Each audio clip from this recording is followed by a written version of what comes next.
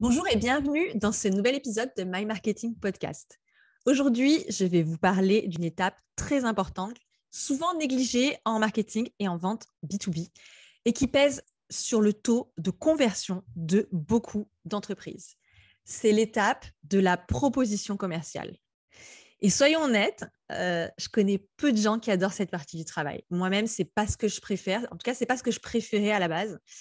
Pourtant, c'est un levier super puissant de différenciation, de branding et bien sûr de conversion. Donc, dans cet épisode, je vais partager avec vous pourquoi vous devez plus soigner vos propositions commerciales, quelle est l'erreur numéro 1 à éviter et je vais également partager la structure de proposition commerciale qui convertit et du moins qui optimise vraiment le taux de conversion. Si vous êtes prêts, je vous conseille de vous mettre à l'aise parce que cet épisode va durer, je pense, à peu près 20 minutes. Il va y avoir beaucoup d'informations, donc n'hésitez pas à prendre des notes. Je vais tout d'abord tuer une grosse idée reçue. La proposition commerciale, ce n'est pas une étape clé parce que ça contient l'information que votre client souhaite avoir, à savoir le prix. Parce que l'objectif de la proposition commerciale est très clair. C'est que votre client valide intérieurement son désir de travailler avec vous, avec votre entreprise, avant même de connaître le prix. Donc, en fait, l'objectif de la proposition commerciale, ce n'est pas simplement d'informer sur quel est le tarif, c'est d'arriver à faire conscientiser votre prospect que vous êtes la bonne entreprise pour résoudre son problème. Et le prix, eh bien, le prix doit paraître finalement acceptable face à tout ce qu'il aura vu précédemment. Donc, raisonnablement, on peut se dire que votre objectif, c'est de rendre l'importance du prix quasi anecdotique. Donc, je vais quand même peser mes mots. Anecdotique, ça ne veut pas dire que vous devez baisser le prix. Ça doit juste dire que la perception qu'on va avoir du prix doit être réduite, c'est-à-dire qu'on ne doit pas trouver que le prix est trop cher. Globalement, c'est ça. On ne doit pas trouver que c'est trop cher par rapport à ce qu'on va obtenir. Et ça, c'est le rôle de la proposition commerciale. Donc, vous imaginez bien que pour cela, on va devoir préparer le client. Et qu'est-ce que ça veut dire préparer son client? Donc, afin de bien comprendre, eh bien, on va tout simplement se mettre dans la situation de votre prospect. Vous avez reçu une nouvelle demande d'une personne qui est intéressée par votre produit, vos services. Vous avez peut-être échangé avec cette personne lors d'un rendez-vous par téléphone, en visio, peut-être même en face à face, qui sait, de rendez-vous ou de ces rendez-vous, si vous en avez plusieurs, vous avez eu l'opportunité de créer un lien. Donc, un lien avec des émotions, un feeling. Alors, certains, ils appellent ça le feeling. Mais en tout cas, ce qui est certain, c'est que comme c'est une rencontre entre deux ou plusieurs êtres humains, eh bien, il y a forcément eu des émotions. Vous avez créé un lien. Cette personne vous a parlé de ses problèmes, de ses objectifs, de ses contraintes. Et en général, en B2B, si vous vendez des prestations intellectuelles ou à forte valeur ajoutée, vous avez ce travail de questionner votre client, votre prospect, avant de pouvoir lui présenter votre proposition commerciale. Donc là, eh bien, suite à cet échange, la personne vous dit « Ok, envoyez-moi votre proposition ». Donc à ce stade, 90% des personnes, et je pense que c'est peut-être même plus, font la même erreur. L'erreur numéro 1, c'est elles préparent un devis qu'elles envoient par email à leurs prospects. Tout à leur joie d'ailleurs de s'être débarrassé de cette tâche qui est particulièrement souvent chronophage et un peu ingrate. Eh bien voilà, c'est fait. J'ai envoyé ma proposition commerciale par email. Allez, next, je passe à autre chose. Et pourquoi c'est une super grosse erreur? Pourquoi vraiment je vous recommande de ne pas faire comme ça? Pour bien le comprendre, on va se remettre à la place de votre prospect. Donc, imaginez, depuis que vous vous êtes quittés, il s'est passé plein de choses. Cette personne a reçu plusieurs dizaines, voire centaines de mails par jour. Cette personne s'est peut-être pris la tête avec un collègue ou dans la sphère privée. Elle a discuté avec certains de vos concurrents, c'est possible.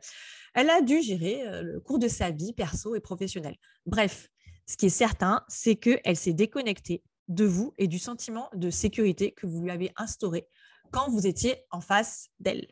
Alors, quand je dis sentiment de sécurité, c'est que je suppose qu'au moment où vous étiez face à cette personne, vous avez fait ce qu'il fallait pour la faire sentir en sécurité lors de vos premiers échanges. Si d'ailleurs vous souhaitez en savoir un plus sur les techniques d'entretien avec les prospects, on a un épisode qui est entièrement dédié sur le sujet. Je vous mettrai la référence en commentaire. Donc là, la personne, depuis qu'elle vous a quitté, elle a vécu plein de choses qui a fait que le lien particulier et la sensation qu'elle avait quand elle était avec vous, en fait, c'est complètement dissipé. Et donc là, bam, parmi les milliards d'emails qu'elle reçoit, eh bien, il y a votre mail avec votre proposition commerciale. Et là, elle l'ouvre, elle voit le prix, parce que n'imaginez pas qu'elle va lire dans l'ordre ce que vous avez envoyé, elle va juste aller directement au prix. Et là, qu'est-ce qui va se passer? Elle va avoir une micro-apnée, comme ça. Elle va retenir sa respiration, parce que comme elle a regardé que le prix, elle va trouver ça probablement cher. Donc, pourquoi? Parce qu'en fait, vous le savez, parce que vous êtes victime comme moi d'ailleurs, payer, c'est vécu comme une douleur. Payer, la notion de devoir payer quelque chose, ce n'est pas une sensation qui est agréable. Même si ce n'est pas notre argent, même si c'est celui de l'entreprise pour laquelle on travaille, eh bien, ce n'est pas agréable. Et donc, en fait, là, ce que je vous décris, c'est juste le meilleur des cas. Parce que dans le pire des cas, votre client n'a même pas compris ce que vous lui vendez, la solution que vous lui proposez pour son problème, et donc il ne comprend même pas votre offre. Donc imaginez qu'il y a le cas où il a compris votre offre, mais qu'il est juste allé voir directement le prix, il va trouver ça cher, ou il y a le cas où il n'a même pas compris la solution que vous lui proposez. Ça, ce n'est pas si rare, croyez-moi, ça arrive beaucoup plus souvent que ce qu'on croit. Et du coup, le prix ne sera juste associé à rien, ça ne voudra rien dire. Dans ces cas-là, qu'est-ce qu'on fait? On ferme le mail et c'est fini. Et pour vous donner une anecdote, c'est arrivé récemment à un de nos clients qui du coup était très irrité parce qu'il avait eu une super demande d'une personne qui était intéressée par pas mal de matériel et de services informatiques, ce qu'il vend. Et donc, il est très content parce qu'il y a un beau volume. Donc, il fait un devis avec plein de lignes, très, très exhaustif, très détaillé. Et il l'envoie par mail, bien évidemment. Et là, la personne le rappelle et lui dit... oui, mais moi, je vous ai demandé une proposition commerciale. Là, vous m'avez juste fait une addition. Donc, l'addition faisait référence au devis où, effectivement, il y avait juste des lignes. Et à la fin, le total, ce qui, reconnaissons-le, était possible de faire par soi-même. Donc, là, je ne vais même pas vous dire, oui, il a perdu le deal, au cas où vous poseriez la question. Il n'a pas gagné parce que la personne n'a pas vraiment senti la valeur ce qu'on lui apportait, elle n'a pas senti le conseil, elle a juste vu des lignes d'addition comme un ticket de caisse en fait. Et en fait, ça ne s'est pas bien passé, elle l'a mal vécu et du coup, mon client n'a pas gagné cette consultation.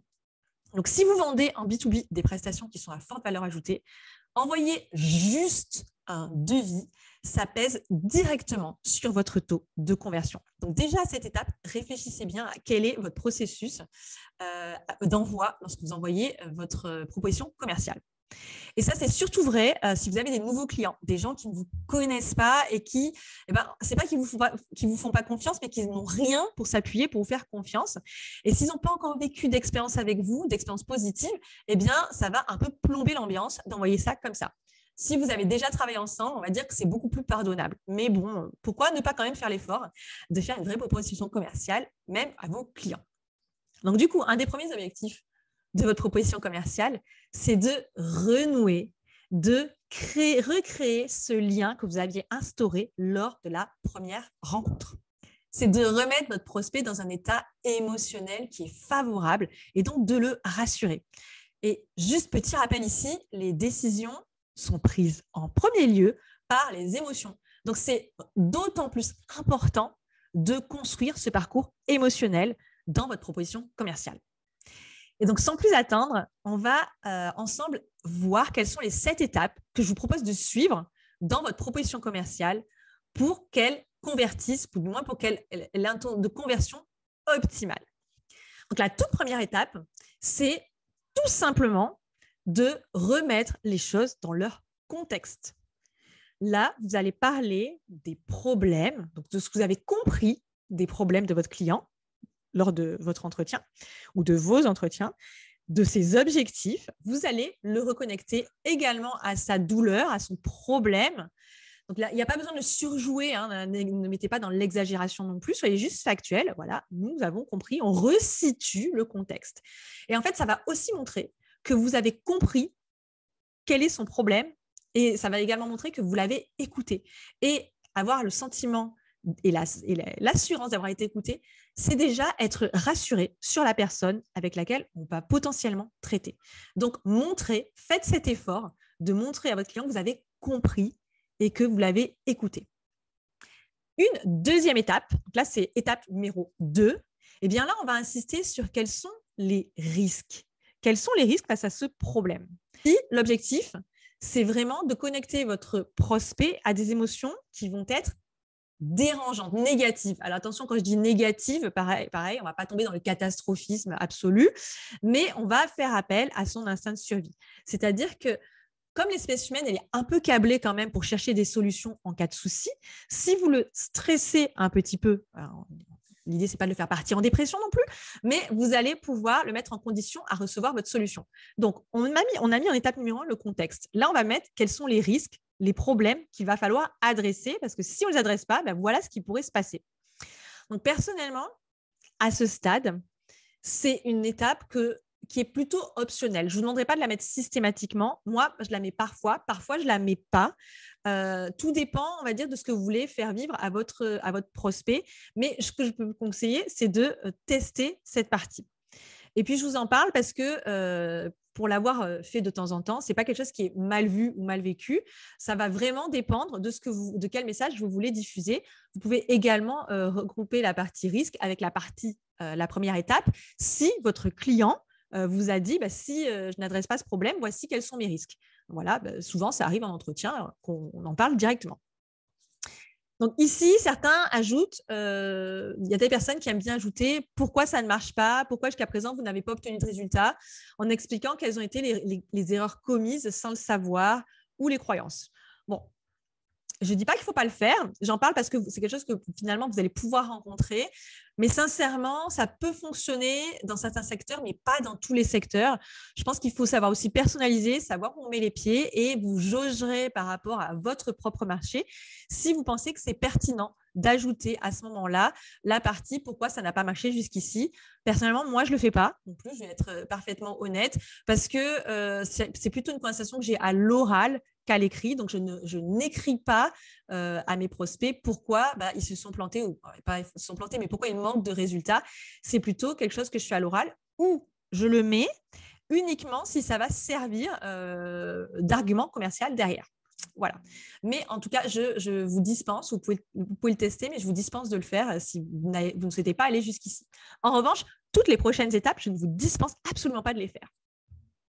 Donc, en troisième étape, étape numéro 3, eh bien, vous allez expliquer qui vous êtes. Vous allez vous présenter. Jusqu'ici, vous avez parlé du client, de sa situation. Donc, c'est très bien parce que c'est le sujet préféré des gens, c'est eux-mêmes. Donc, c'est très bien de ne pas commencer à parler de vous directement. Mais il va bien falloir un moment parler de vous et dire pourquoi vous êtes la bonne personne, la bonne entreprise pour répondre à ce problème. Donc, rappelez-vous, on a commencé par un contexte. Donc, on va dire qu'on était une émotion pas très agréable, mais plutôt neutre. Après, on a parlé des risques. On a un petit peu mis le ton sur de la négativité. Alors, je ne vais pas parler d'urgence, mais des émotions qui sont un peu plus désagréables. Et là, on va se présenter. Et notamment, vous allez vous présenter pour vous positionner comme la personne et l'entreprise qui peut répondre à ce problème. Donc, on va remonter en disant, mais il y a une solution. Il y a quelqu'un qui est capable de m'aider. Donc, on va remonter vers l'émotion positive. Donc là, même si vous êtes présenté par le passé, il est très probable que votre client ait complètement oublié ou au moins la moitié de ce que vous avez dit. Donc, ne faites pas l'impasse sur cette partie. Représentez votre entreprise et représentez-vous. Et donc, autre raison pour laquelle se présenter est vraiment nécessaire, c'est que il n'y a pas qu'une seule personne, souvent, qui est impliquée dans le processus de décision. Il arrive en B2B très fréquemment qu'il y ait plusieurs personnes qui soient dans le processus de décision, mais qui ne vous a pas nécessairement rencontré. Donc là, vous avez l'opportunité de vous représenter et donc de rassurer, de connecter et de créer de la confiance avec des inconnus ou presque. Donc ici, l'objectif, c'est vraiment de démontrer que vous êtes le bon partenaire pour aider. Et comment on va faire ça? Donc, vous allez tout d'abord présenter clairement quelle est votre mission, votre proposition de valeur et en quoi votre entreprise est différente. Donc, évidemment, si vous n'avez pas fait ce travail de positionnement et de différenciation, c'est le moment de le faire. Clairement, vous savez que chez nous, on pense que c'est quelque chose d'impardonnable de ne pas avoir travaillé son positionnement et sa différenciation. Je rigole. Bon, à moitié. Mais en tout cas, faites vraiment ce travail parce que ça vous facilitera tellement la tâche après, notamment lorsque vous devrez vous présenter. Et donc, ces arguments sont vraiment là pour stimuler les émotions de votre client. Donc ici, on va lui servir un peu d'arguments rationnels, puisque jusque-là, on était quand même beaucoup plus sur les émotions, mais on va lui servir un peu de rationnel avec tout ce qui est de l'ordre des preuves sociales pour le rassurer.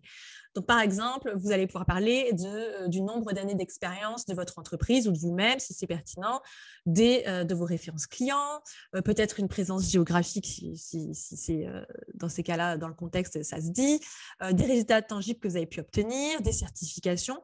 Bref, là encore, si vous cherchez des idées de preuves sociales, on a également un épisode qui est entièrement dédié à ça et je vous mettrai aussi le lien en description. Donc, donnez-lui juste des signaux qui vont faire que vous êtes la bonne personne pour le défendre contre son ennemi, que vous êtes un sauveur et que vous allez le défendre contre le danger. Si je schématise vraiment, si je simplifie au maximum. Étape numéro 4, présentez votre solution. Donc là, vous avez parlé de vous et maintenant, vous allez dire quelle est votre solution. Donc, on remonte encore un petit peu plus haut parce que l'objectif, c'est de lui montrer qu'il y a une solution à son problème et que vous l'avez.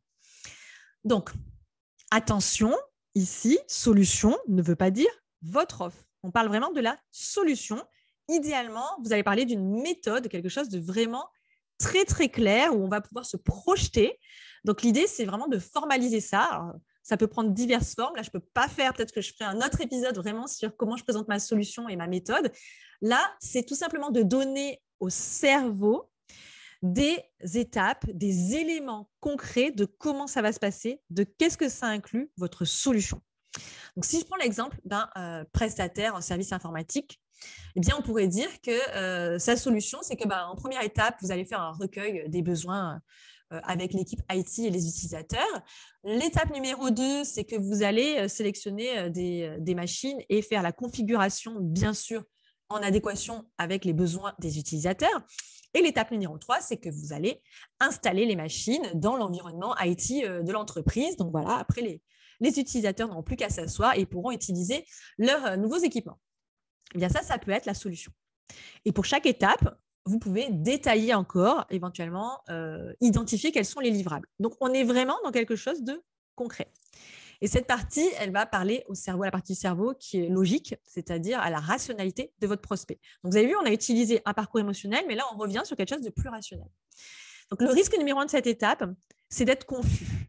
Alors, vous l'avez bien compris, si vous n'avez pas clarifié comment présenter votre solution, eh bien, ça va plus augmenter le stress et la méfiance de votre client que de le rassurer. Donc là, évidemment, à vous de faire ce travail, de bien travailler comment présenter votre solution.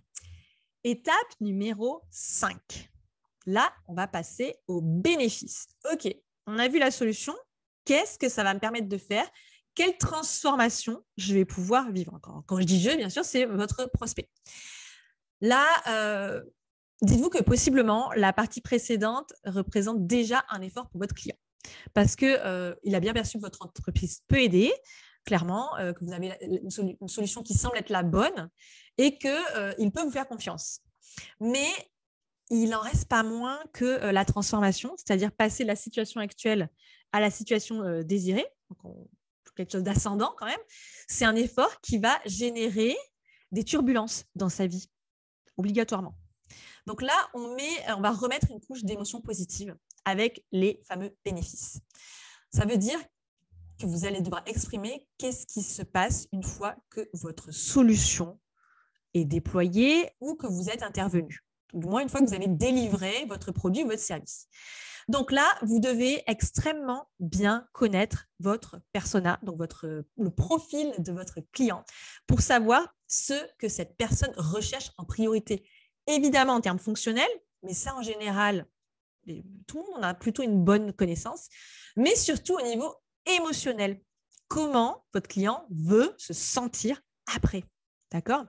Donc, par exemple, en étant accompagné dans sa stratégie marketing, les bénéfices constatés sont des messages marketing plus clairs et plus percutants.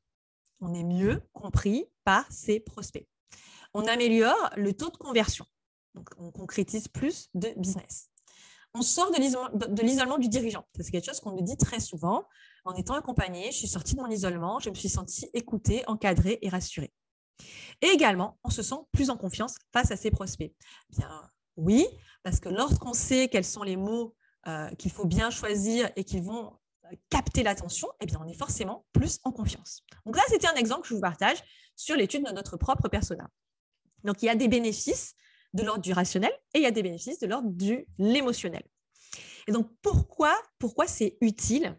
Eh bien, parce que vous projetez votre client dans un état désiré. Et c'est ce pourquoi il vous a fait une demande. On passe à l'étape numéro 6, qui est votre offre. Ça y est, on y est. Vous allez enfin parler de votre offre. Donc, tout est super clair et votre prospect a envie de faire appel à vous. Ça y est, dans sa tête, si vous avez bien fait le travail avant, il a déjà approuvé intellectuellement le fait qu'il voulait travailler avec vous sans connaître le prix. Ça ne veut pas dire que le prix ne sert à rien, mais ça veut dire que déjà, il pense que vous êtes la bonne solution pour lui. Et il voit beaucoup de valeur. Il voit beaucoup de valeur dans ce que vous apportez. Donc là, il va enfin savoir combien ça coûte, parce qu'évidemment que c'est important. Le prix, ça compte. Et ça compte tellement dans la balance que ce que vous avez fait avant, c'est de mettre un maximum de poids sur un plateau de la balance pour que quand le prix arrive, ça fasse juste boum, voir, eh bien, up. C'est-à-dire qu'il y a toujours plus de valeur que ce que ça coûte. Donc, c'est pour ça que je vous demande de ne pas balancer sauvagement et froidement le prix directement d'entrée dans un devis. C'est parce que quand vous faites ça, vous allez voir, ça fait quand même toute la différence. Le prix, ça a tendance à glacer un peu le sang. Donc, vous récapitulez ce que votre prestation, votre produit va inclure et vous mentionnez évidemment le tarif ensuite quand vous présentez votre offre. Vous ne projetez pas juste un prix sur un écran ou sur une slide. Là encore, si vous n'avez pas travaillé vos offres, eh bien, c'est très, très urgent de le faire parce que cette partie va être largement optimisée si vous avez des offres qui sont claires et qui sont structurées pour, là encore, optimiser la conversion. Donc, il y a également un épisode sur ce sujet, un épisode que j'ai tourné avec Danilo Duchesne pour le podcast Le Rendez-vous Marketing, dont je vous mettrai également le lien en commentaire. Comme ça, vous aurez plein de ressources additionnelles à aller écouter. Donc, une offre, c'est tout ce que votre client va recevoir pour ce prix-là. Donc, il faut que ça paraisse vraiment lourd pour contrebalancer le prix. Donc, au passage, petit message, vos offres font partie de votre branding. Donc, ne les négligez pas. Et dernier point, on passe à l'étape numéro 7. Après, c'est fini, vous avez fini votre travail. Ce sont les témoignages clients ou au sens large, vos références. Donc, votre prospect, ça y est, a vu votre prix. Même si c'est bien fait, même si vous êtes dans les prix du marché ou même si, on va dire, il n'est pas parti en courant, ce n'est pas non plus la partie qu'il a préférée dans votre présentation. Ça, je ne pense pas que ça puisse être possible. Donc, qu'est-ce qu'il va falloir? Il va falloir quand même remettre une petite couche d'émotions positives parce que là, on était un peu redescendu. Même si vous avez bien fait le job, la partie où il y a des chiffres qu'il doit payer, ce n'est pas ce que la personne préfère lire et entendre. Même s'il y a eu un petit côté soulagement pour dire « Ok, je dois pouvoir me le payer et ça les vaut ». Donc là, il est temps de repasser dans la réassurance et rien de mieux pour ça que des témoignages clients et des études de cas. D'accord? Comment ça s'est passé pour les autres? Donc pourquoi c'est utile? Parce qu'en fait, votre prospect croit en ses pairs. C'est un mécanisme de survie qu'on a tous. Donc, si vous voyez tout le monde foncer dans une direction et qu'ils ont l'air contents, eh bien, vous allez y aller aussi, vous n'allez pas prendre la direction opposée. Et plus subtil, c'est en ayant sous la main la preuve que votre entreprise est digne de confiance, il a un filet de sécurité face à sa hiérarchie. Si c'est une personne qui prend ses décisions, non pas toute seule, mais en devant consulter ou des partenaires, ou des actionnaires, ou une direction, eh bien, il pourra montrer qu'il a bien choisi le prestataire, puisque manifestement, il est digne de confiance et qu'il a l'aval et on va dire la validation déjà d'autres clients, peut-être même des concurrents à vous. Donc, toujours pensez d'être l'allié de votre client jusque dans votre proposition commerciale et comprenez bien sa psychologie, c'est essentiel. L'idée, ce n'est pas de le manipuler bêtement, mais de l'aider. Donc, pour récapituler les grandes étapes d'une proposition commerciale qui convertit en B2B, vous avez 1, le contexte, la situation. 2, les risques qui sont encourus à ne rien faire. Encore une fois, celui-là, je vous le mets optionnel. 3, présentez-vous présenter votre entreprise. 4, présenter votre solution. 5, décrivez les bénéfices. 6, votre offre tarifaire. Donc là, c'est là où on parle du prix. C'est en 6e position. Et dernier point, incluez des témoignages clients et on va dire tout élément de réassurance et de preuve sociale. Si vous avez envie de commencer à tester cette méthode, j'ai préparé un template à télécharger et à personnaliser. Ça vous fera gagner pas mal de temps. Vous avez également le lien en commentaire si vous voulez le télécharger. Ça y est, c'est la fin. Vous êtes arrivés au bout. Merci beaucoup de nous avoir suivis jusqu'ici.